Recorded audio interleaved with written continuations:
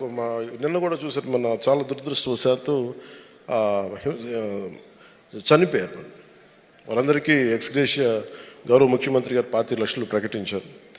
అలాగే నేను పార్టీకి సంబంధించిన నేనే ఒక 5 లక్షల రూపాయలు ప్రత్యేక పరిస్థితుల్లో రాకూడదని కోరుకుంటా ఇలాంటి దుర్ఘటనలు, బట్ కానీ అవి ఇస్తున్నాం. సో అలాంటిది మీరు దేశ నిర్మాణంలో భాగస్వామ్యం మీరు దేశానికి వెన్నెముక.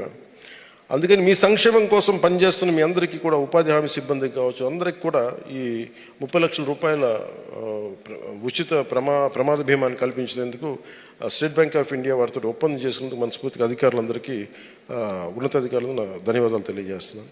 ఉపాధి శ్రామికుల సంక్షేమం, గౌరవ ప్రధానమంత్రి నరేంద్ర మోదీ గారి నాయకత్వం, వారి నిర్దేశకత్వం, వారి దార్శనికతలో గౌరవ ముఖ్యమంత్రి శ్రీ చంద్రబాబు నాయుడు గారి నాయకత్వంతో నడుస్తున్న ఈ రాష్ట్రానికి ఉపాధి శ్రామికుల సంక్షేమమే ధ్యేయం. మా అందరికీ మా ప్రభుత్వం ఎల్లవేళలా మీ అభివృద్ధి, తద్వారా పల్లెల అభివృద్ధికి నిరంతరం కృషి చేస్తుంది.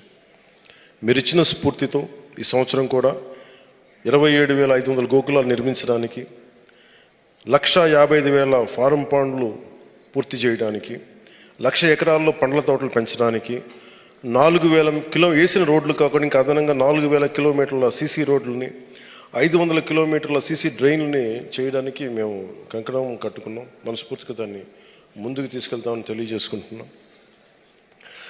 ఈ సందర్భంగా నేను ప్రత్యేకించి నిన్న ఒక రివ్యూ మీటింగ్ చేశాను, అవి కూడా మీకు తెలియజేస్తాను. ఆ తర్వాత మీటింగ్ అయిపోయిన తర్వాత ఎవరైతే దీన్ని కోఆర్డినేట్ చేస్తున్నారో మీరందరూ ఒక్కొక్క జిల్లా నుంచి వచ్చిన వారిని 1 by 1 గ్రూప్గా రమ్మని చెప్పండి. Will take a photograph.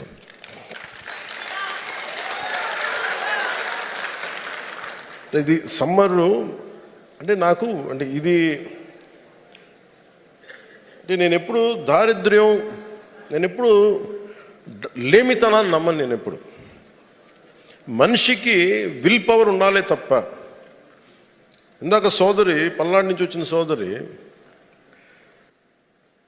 కాలు చిన్నప్పుడు పోలియోలో ఇబ్బంది పడ్డా కానీ శ్రమ చేయడానికి శరీరంలో చిన్నపాటి దివ్యాంగం ఉందేమో కానీ మనసులో లేదు. మనసు దివ్యత్వంతో ఉంది. అంటే మీరు అది తలుచుకుంటే చాలు నాకు. అదే గొప్పతనం.